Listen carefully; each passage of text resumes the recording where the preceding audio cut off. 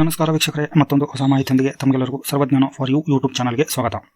ಈ ವಿಡಿಯೋದಲ್ಲಿ ತಿಳಿಸ್ಕೊಡ್ತಾ ಇರೋ ಮಾಹಿತಿ ಏನಂತಂದರೆ, ನೀವು ನಿಮ್ಮ ಆಧಾರ್ ಕಾರ್ಡ್ನಲ್ಲಿ ಅಡ್ರೆಸ್ಸು ಮತ್ತು son of, wife of, care of ಈ ಒಂದು ವಿಳಾಸವನ್ನು ಮತ್ತು ತಂದೆ ಹೆಸರು ಅಥವಾ ಗಂಡನ ಹೆಸರು ಬದಲಾವಣೆಯನ್ನು ನಿಮ್ಮ ಆಧಾರ್ ಕಾರ್ಡ್ದಲ್ಲಿ ಯಾವ ಥರ ತಿದ್ದುಪಡಿ ಮಾಡೋದು, ನೀವೇ ಖುದ್ದಾಗಿ ಮಾಡ್ಕೋಬೋದು ಮತ್ತು ತಿದ್ದುಪಡಿ ಮಾಡಲಿಕ್ಕೆ ಏನೆಲ್ಲ ದಾಖಲೆಗಳು ಬೇಕಾಗುತ್ತೆ ಅನ್ನುವ ಒಂದು ಸಂಪೂರ್ಣವಾದಂಥ ಮಾಹಿತಿಯನ್ನು ನಾನು ಈ ವಿಡಿಯೋದಲ್ಲಿ ತಿಳಿಸ್ಕೊಡ್ತಾ ಇದ್ದೀನಿ. ಯಾವುದೇ ಆಫೀಸ್ಗೆ ಹೋಗಲಾರ್ದೇ, ಯಾವುದೇ ಆನ್ಲೈನ್ ಸೆಂಟ್ರಿಗೆ ಹೋಗಲಾರ್ದೇ ನೀವೇ ನಿಮ್ಮ ದಾಖಲೆಗಳನ್ನು ರೆಡಿ ಮಾಡಿಕೊಂಡು ಆನ್ಲೈನ್ನಲ್ಲಿ ಈ ಒಂದು ಆಧಾರ್ ಕಾರ್ಡ್ ತಿದ್ದುಪಡಿಯನ್ನು ನೀವು ಮಾಡ್ಕೋಬೋದು. ನೋಡಿ ವೀಕ್ಷಕರೇ, ಈ ವಿಡಿಯೋ ಭಾಳ ಇನ್ಫಾರ್ಮೇಟಿವ್ ಆಗುತ್ತೆ. ವಿಡಿಯೋನ ಸ್ಕಿಪ್ ಮಾಡದೆ ಪೂರ್ತಿಯಾಗಿ ನೋಡಿ, ಮಾಹಿತಿ ಸಂಪೂರ್ಣವಾಗಿ ಪಡೆದುಕೊಂಡು ಆನಂತರ ಎಲ್ಲ ತಿದ್ದುಪಡಿ ಮಾಡ್ಕೋಬೇಕಂತ ಮಾಡಿದರು ಈ ವಿಡಿಯೋನ ಪೂರ್ತಿಯಾಗಿ ನೋಡಿ. ಸೊ ವಿಡಿಯೋನ ಶುರು ಮಾಡೋಕ್ಕೂ ಮುನ್ನ ನೀವಿನ್ನು ನನ್ನ ಚಾನಲ್ಗೆ ಹೊಸಬರಾಗಿದ್ದರೆ ಚಾನಲ್ಗೆ ಸಬ್ಸ್ಕ್ರೈಬ್ ಮಾಡ್ಕೊಳ್ಳಿ, ನೋಟಿಫಿಕೇಶನ್ ಬಟನ್ ಕೂಡ ಆನ್ ಮಾಡಿಟ್ಕೊಳ್ಳಿ. ನಾನು ಅಪ್ಲೋಡ್ ಮಾಡೋ ಎಲ್ಲ ಮಾಹಿತಿ ವಿಡಿಯೋಗಳು ನಿರಂತರವಾಗಿ ನೋಟಿಫಿಕೇಶನ್ ಬರ್ತಾ ಇರುತ್ತೆ. ಮೊದಲನೇದಾಗಿ ನಿಮಗೆ ಆಧಾರ್ ಕಾರ್ಡ್ ತಿದ್ದುಪಡಿ ಮಾಡಬೇಕು ಅಂತಂದರೆ ದಾಖಲೆಗಳು ಏನು ಬೇಕಂತೇಳಿ ಮೊದಲು ತಿಳ್ಕೊಳ್ಳೋಣ. ಇಲ್ಲಿ ನಾನು ತೋರಿಸ್ತಾ ಇರೋ ಈ ಒಂದು form, certificate for Aadhaar enrolment and update to be used only as proof of address, ಈ ಒಂದು ಫಾರ್ಮನ್ನು ನೀವು ಫಿಲಪ್ ಮಾಡ್ಕೋಬೇಕಾಗತ್ತೆ. ಈ ಒಂದು ಫಾರ್ಮನ್ನು ನೀವು ಫಿಲಪ್ ಮಾಡ್ಕೊಂಡ ನಂತರ ಇಲ್ಲಿ ಕ್ಯಾಂಡಿಡೇಟ್ದು ಡೀಟೇಲನ್ನು ಎಲ್ಲ ತುಂಬ್ಕೊಳ್ಳಿ. ಅವರ ಒಂದು ಫೋಟೋ ಬೇಕಾಗತ್ತೆ. ಇಲ್ಲಿ ನೋಡಿ, ನಾನು ಝೂಮ್ ಮಾಡಿ ತೋರಿಸ್ತಾ ಇದ್ದೀನಿ. ಇದನ್ನು ಕರೆಕ್ಟಾಗಿ ನೋಡ್ಕೊಳ್ಳಿ. ಸ್ವಲ್ಪ ಕೂಡ ಯಾರು ಸ್ಕಿಪ್ ಮಾಡ್ದೇ ನೋಡಿದರೆ ಮಾತ್ರ ಈ ವಿಡಿಯೋದಲ್ಲಿ ನಾನು ನಿಮ್ಗೆ ಏನು ತಿಳಿಸ್ಕೊಡ್ತೇನೆ ಅನ್ನೋದನ್ನು ಅರ್ಥ ಆಗುತ್ತೆ. ಇಲ್ಲಿ ನೋಡಿ, certificate for Aadhaar enrolment or update to be used only as proof of address. So ಇಲ್ಲಿ ಅಡ್ರೆಸ್ ಮಾತ್ರ ಮತ್ತು ಕೇರ್ ಆಫ್ ಇದೇನಿದೆಯಲ್ಲ ಅದು ಮಾತ್ರ ತಿದ್ದುಪಡಿ ಮಾಡಲಿಕ್ಕೆ ಬರುವಂಥ ಒಂದು ಫಾರ್ಮ್ ಇದು.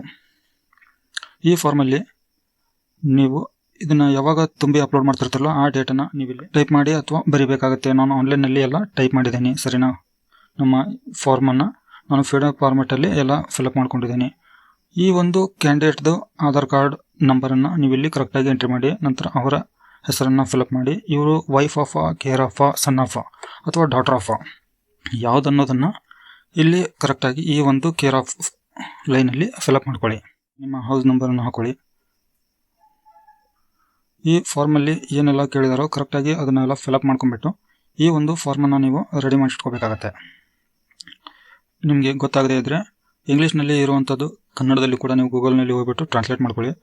ಆಲ್ಮೋಸ್ಟ್ ಈ ಒಂದು ಅಪ್ಲಿಕೇಶನನ್ನು ಹಾಕುವಾಗ ಕೇರ್ಫುಲಿಯಾಗಿ ಒಂದು ಅಕ್ಷರನೂ ಸ್ಪೆಲ್ಲಿಂಗ್ ಮಿಸ್ಟೇಕ್ ಆಗದೆ ಇರೋ ಹಾಗೆ ಫಿಲಪ್ ಮಾಡಿ ಇಟ್ಕೊಳ್ಳಿ.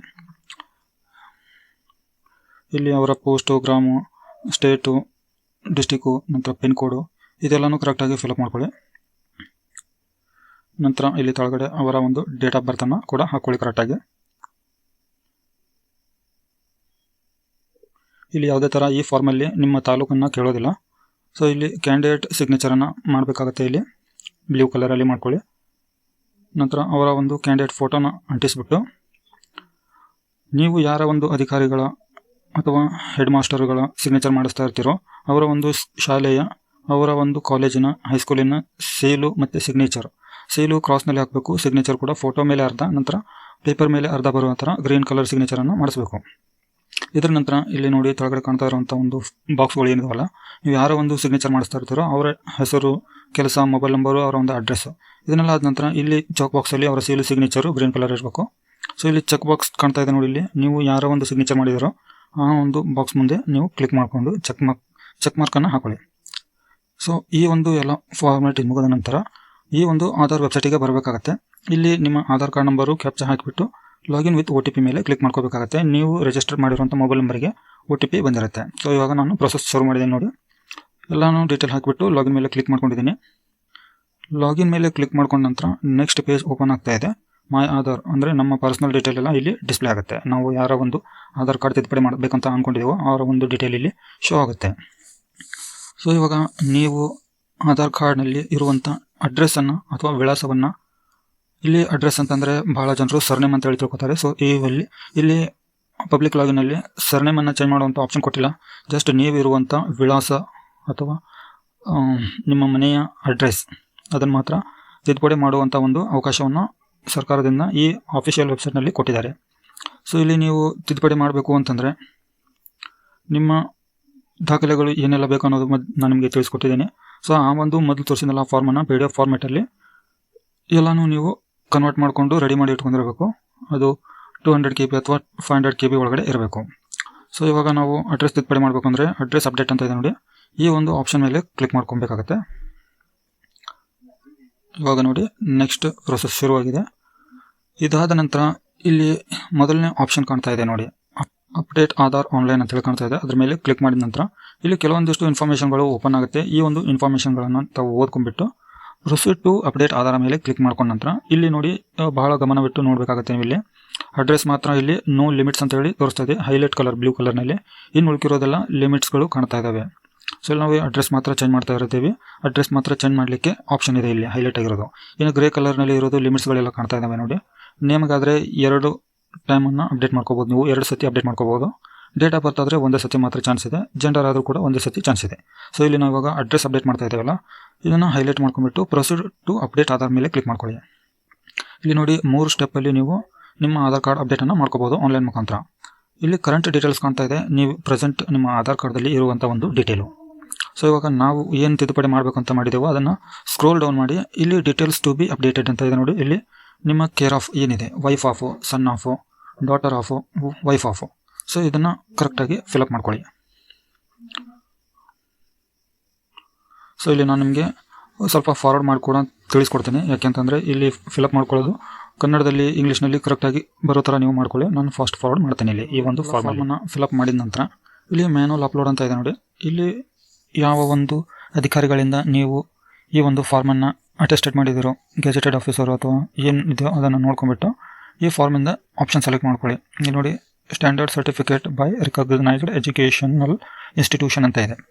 ಸೊ ಈ ಒಂದು ಆಪ್ಷನನ್ನು ನೀವು ಸೆಲೆಕ್ಟ್ ಮಾಡ್ಕೋಬೇಕು. ಆ ಒಂದು ಫಾರ್ಮಿಗೆ ಹೈಸ್ಕೂಲು ಮತ್ತು ಕಾಲೇಜಿಂದ ಏನಾದರೂ ನೀವು ಪ್ರಿನ್ಸಿಪಾಲಿಂದ ಆ ಒಂದು ಫಾರ್ಮಿಗೆ ಸಿಗ್ನೇಚರು ಸೀಲು ಹಾಕ್ಸಿದ್ರೆ, ಸೊ ಈ 2 ಫಾರ್ಮಲ್ಲಿ ನೀವು ಈ 2 ಆಪ್ಷನಲ್ಲಿ ನೀವು ಸೆಲೆಕ್ಟ್ ಯಾವುದಾದ್ರೂ ಒಂದನ್ನು ಮಾಡ್ಕೊಳ್ಳಿ. ನಂತರ ಇಲ್ಲಿ ಓಕೆ ಮಾಡಿ.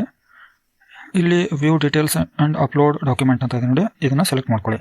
ಇಲ್ಲಿ ಕಂಟಿನ್ಯೂ ಟು ಅಪ್ಲೋಡ್, ಇಲ್ಲಿ ಒಂದು ಕನ್ಸೆಂಟ್ ಕೊಟ್ಟಿದ್ದಾರೆ ನೋಡಿ, ಇಲ್ಲಿ ನೋಟಿಫಿಕೇಶನ್ ಇದೆ, ಅದನ್ನು ಓದ್ಕೊಳ್ಳಿ. ನೀವು PDF ಫಾರ್ಮೆಟಲ್ಲಿ ಅಪ್ಲೋಡ್ ಮಾಡಬೇಕಾಗುತ್ತೆ. ಡಾಕ್ಯುಮೆಂಟ್ ರೆಡಿ ಇದ್ದರೆ ಇಲ್ಲಿ 100% ಅಂತೇಳಿ ಬಂದಿದೆ ನೋಡಿ.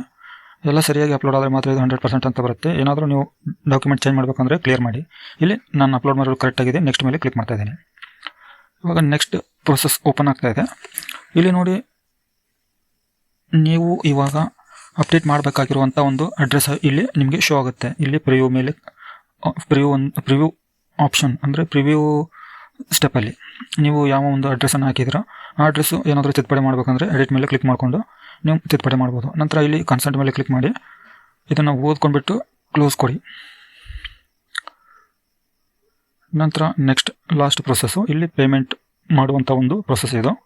ಆನ್ಲೈನ್ ಮುಖಾಂತರನೇ ಇಲ್ಲಿ ಅಪ್ಲೋಡ್ ಆಗುತ್ತೆ, ನಂತರ ಪೇಮೆಂಟ್ ಆಗುತ್ತೆ. ನೀವು ಅಪ್ಲೋಡ್ ಮಾಡಿರುವಂಥ ಡಾಕ್ಯುಮೆಂಟು ಹಾರ್ಡ್ ಕಾಪಿಯನ್ನು ಯಾವುದೇ ಕಚೇರಿಗೆ ಕೊಡದೇನೆ ನಿಮ್ಮ ಆಧಾರ್ ಕಾರ್ಡ್ ಇಲ್ಲಿ ಅಪ್ಡೇಟ್ ಆಗುತ್ತೆ ಆನ್ಲೈನ್ ಮುಖಾಂತರ. ಇಲ್ಲಿ ನಿಮಗೆ ಅಪ್ಡೇಟ್ ಆಗಲಿಕ್ಕೆ ಸಮಯ ಕೂಡ ಎಷ್ಟು ತಗೊಳುತ್ತೆ ಅಂದರೆ ಮ್ಯಾಕ್ಸಿಮಮ್ 1 ವೀಕಿಂದ 15 ಡೇಸ್ ಒಳಗಡೆ ನಿಮ್ಮ ಆಧಾರ್ ಕಾರ್ಡು ತಿದ್ದುಪಡಿ ಆಗುತ್ತೆ ಆನ್ಲೈನ್ ಮುಖಾಂತರ. ಇಲ್ಲಿ ನೋಡಿ ಸರ್ವರ್ ಡೌನ್ ಇದ್ದಾಗ ಈ ಥರ ಒಂದು ಎರರ್ ಬರುತ್ತೆ. ಸೊ ಈ ಥರ ಎರರ್ ಬಂದಾಗ ತಾವೇನೋ ಭಯ ಪಡೋ ಅಗತ್ಯ ಇರೋದಿಲ್ಲ.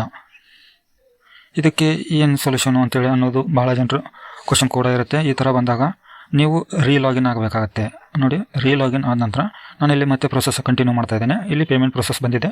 ಇಲ್ಲಿ ಕಾನ್ಸೆಂಟ್ ಮೇಲಿದೆ, ಮತ್ತೆ ಒಂದು ಕನ್ಫರ್ಮೇಷನ್ ಕ್ಲಿಕ್ ಮಾಡ್ಕೊಳ್ಳಿ. ಇದರ ನಂತರ ಇಲ್ಲಿ ರೋಜಾ ಪೇ, ನಂತರ ಪೇ ಯೂಸ್ ಬಿಸ್ ಅಂತ ಇದೆ.